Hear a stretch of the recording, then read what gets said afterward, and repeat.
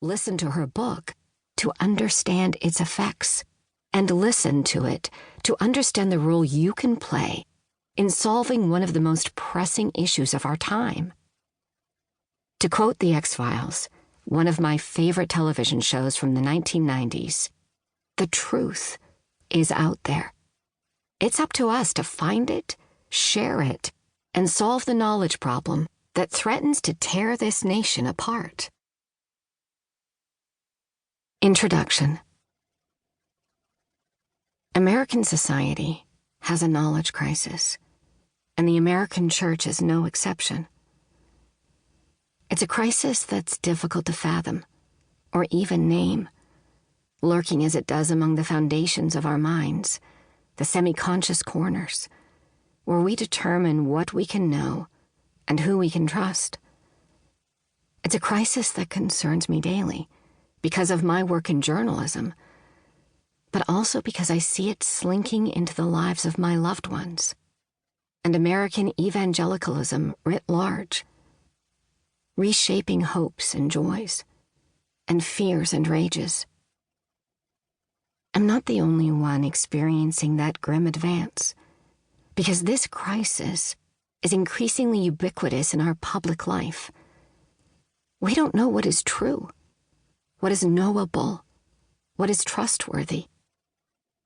Our information environment is chaotic and overwhelming, rife with conspiracy theories, fake news, and habit-forming digital manipulation.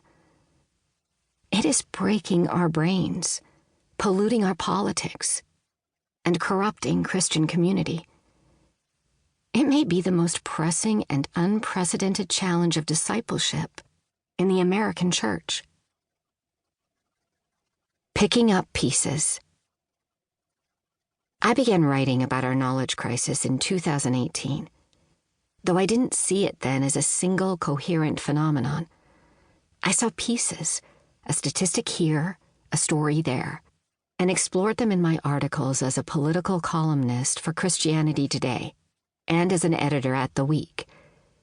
I wrote about traditional media and social media, deception and gullibility, shame and guilt, populist paranoia and elite expertise, unjustified certainty, and needless confusion. Many of these stories drew on my own experiences. The steady stream of political half-truths and hysteria a relative has been emailing me for years. Complaints from friends that Facebook and Fox News have turned their parents into angry, obsessive people they barely recognize.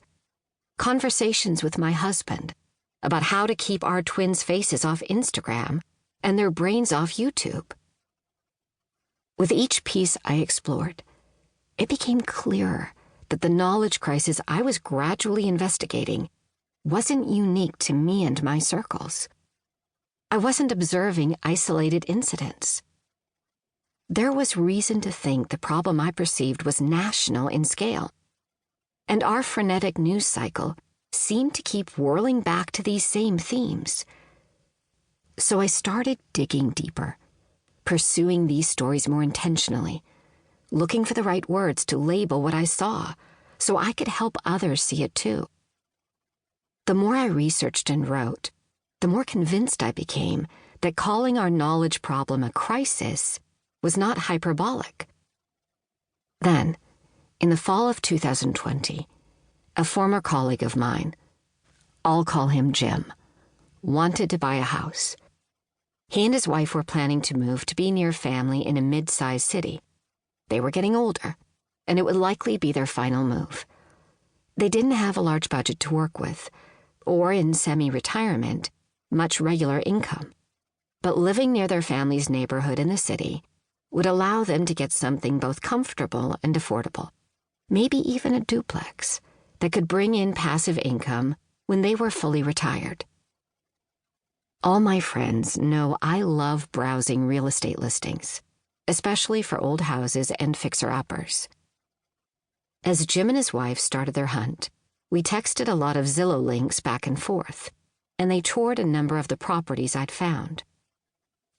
It was about a month before the 2020 election, and though I generally